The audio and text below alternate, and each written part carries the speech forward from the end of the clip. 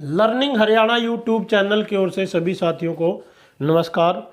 Geography का जो chapter चल रहे हैं हमारे जीके को आगे बढ़ाते हुए आज बहुत ही बढ़िया टॉपिक पढ़ेंगे भारत की नदियाँ। भारत में प्राय दो प्रकार की नदियाँ बहती है, एक तो है हिमालयन नदी और दूसरी है प्रायद्वीपीय नदी जो हिमालय से निकलती है और जो प्रायद्वीपीय नदी जो किसी पठार से या पहाड़ी से निकलती है। खासकर दक्षिण भारत की नदियों का हम डिस्कस करेंगे। तो नदी का मुख्य उद्देश्य क्या है? या अपने से बड़ी नदी में मिल जाना या किसी सागर महासागर में मिल जाना। सबसे पहले ये जो हिस्सा है यहाँ से यहाँ तक का यह हिमालय क्षेत्र है। यहाँ पर तिब्बत के पास एक मानसरोवर झील है, मानसरोवर झील।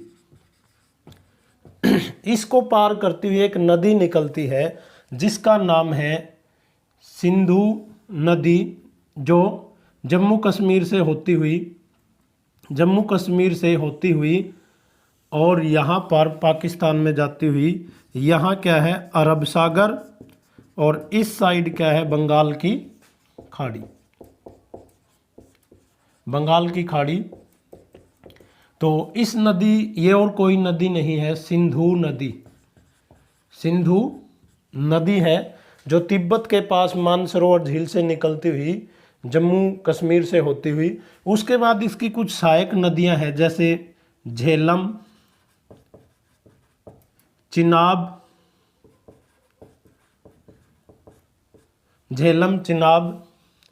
व्यास, रावी और सतलज। आपने पढ़ा होगा 1960 का सिंधु जल समझौता। सिंधु जल समझौता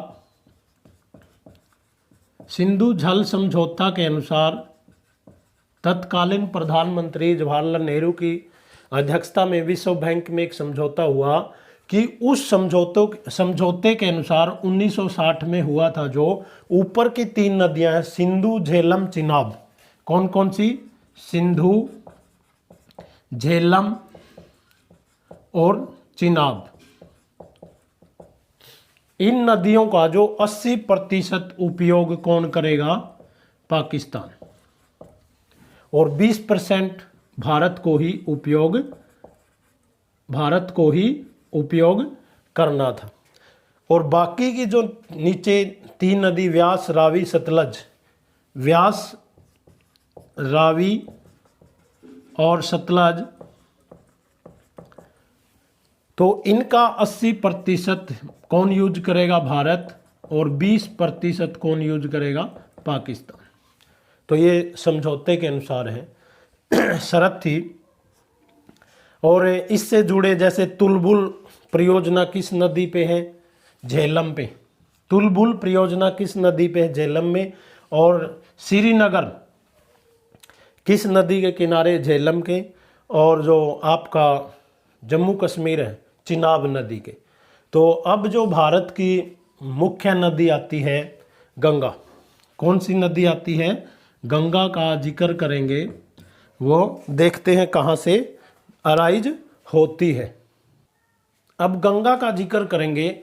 उत्तराखंड के उत्तरकाशी, जहाँ पर मानेरी बांध बना हुआ है, उत्तराखंड के उत्तरकाशी जिले से निकलकर और जो आपका इलाहाबाद है, पहले इलाहाबाद नाम होता था, प्रयागराज, ये कौन सी नदी है? गंगा।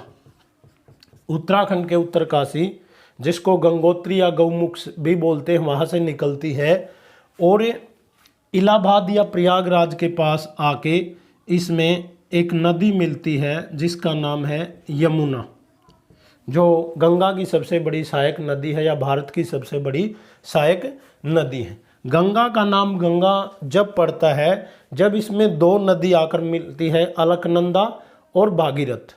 जैसे बिहार का पटना, कानपुर और सब ये गंगा नदी के किनारे हैं। अब यमुना की जो कुछ सहायक नदियां हैं जैसे चंबल, बेतवा, केन, ये सब क्या है, और यहाँ से छोटी छोटी नदियाँ आकर गंगा में मिल जाती है। अब जो गंगा बांग्लादेश में चली जाती है उसका नाम क्या हो जाता है? पद्मा। गंगा का बांग्लादेश में नाम क्या हो जाता है? पद्मा। और ऐसे होती हुई ये पश्चिम गंगा सागर जो बांध है पश्चिम बंगाल में, तो यहाँ से अरब सागर में गिर जाती है, सॉरी बंगाल की खाड़ी में गिर जाती है।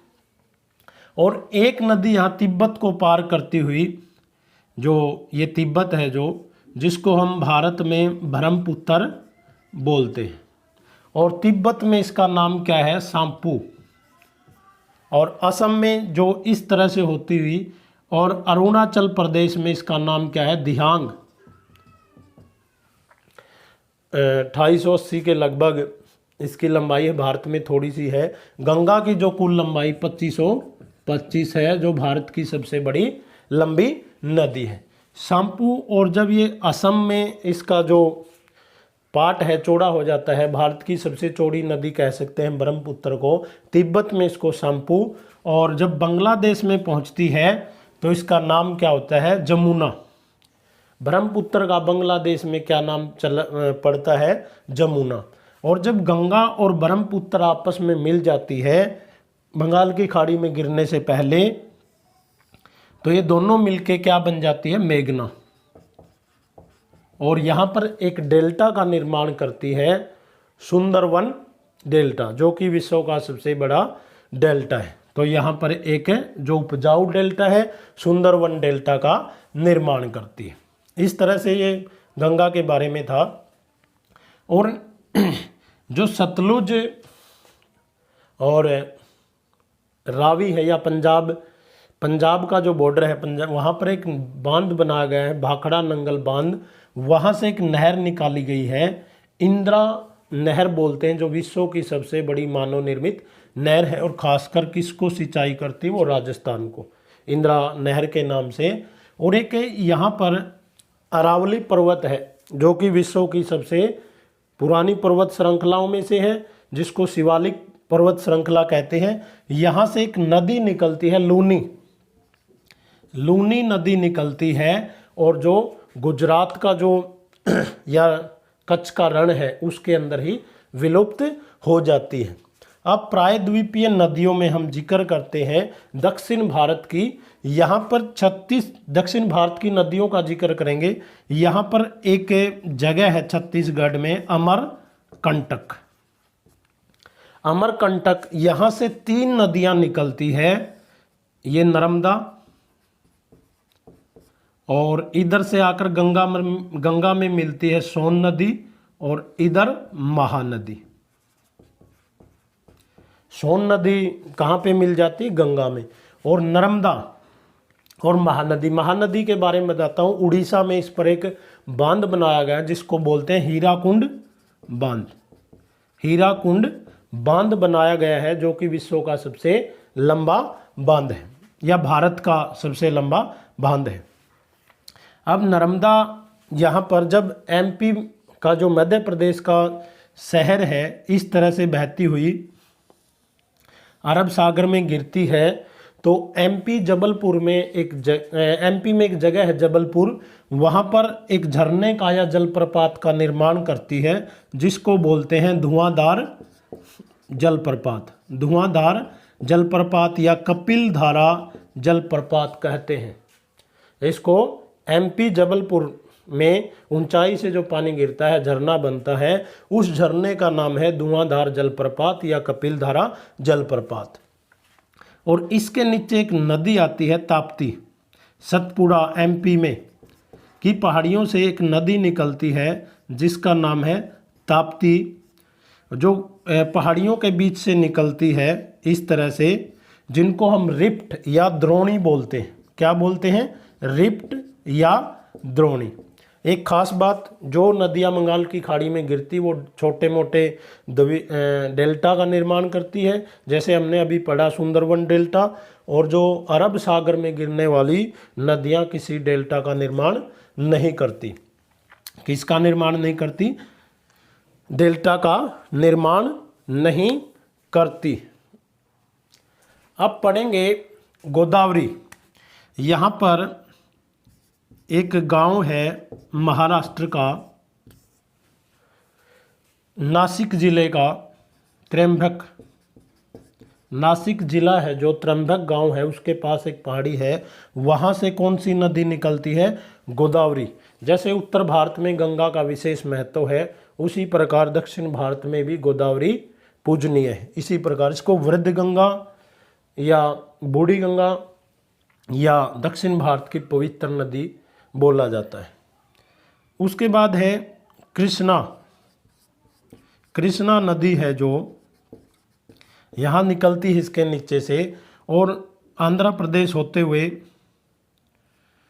कहाँ गिरती है? बंगाल की खाड़ी में। इस पे एक बांध बनाया गया है, नागार्जुन बांध। नागार्जुन बांध बोलते हैं जिसको, नागार्जुन बांध परियोजना। और आगे है कावेरी जो सबसे नीचे है। छोटी मोटी नदियाँ उनको हम इतना याद नहीं करते। कावेरी, कावेरी के ऊपर एक जलप्रपात बनाया गया है, शिव समुद्रम जलप्रपात। और कावेरी का जल विवाद आपको सुना होगा, कर्नाटक और तमिलनाडु से होते हुए, कर्नाटक से तमिलनाडु और तमिलनाडु से होते हुए कहाँ गिरती है? बंगाल की खाड़ी में गिरती है। तो जो गोदावरी है इसकी लंबाई पूछा जाए तो 1465 किलोमीटर है और दक्षिण भारत की सबसे पूजनीय। तो इससे जुड़े जैसे कुछ क्वेश्चन देख लेते हैं। वे जो ब्रह्मपुत्र है उसको अरुणाचल प्रदेश में दिहांग बोलते हैं और तिब्बत में इसको सांपू बोलते हैं, बांग्लादेश में इसको जमुना बोलते हैं और गंगा को बांग्लादेश में पद्मा के नाम से जाना जाता है। जब दोनों मिल जाती तो इनको क्या बोला जाता है? मेघना बोला जाता है। तो इस तरह से ये नदियों का चैप्टर था छोटा सा। उम्मीद करता हूँ आपको अच्छे से समझ आ गया हो। Thanks for watching. Have a nice day.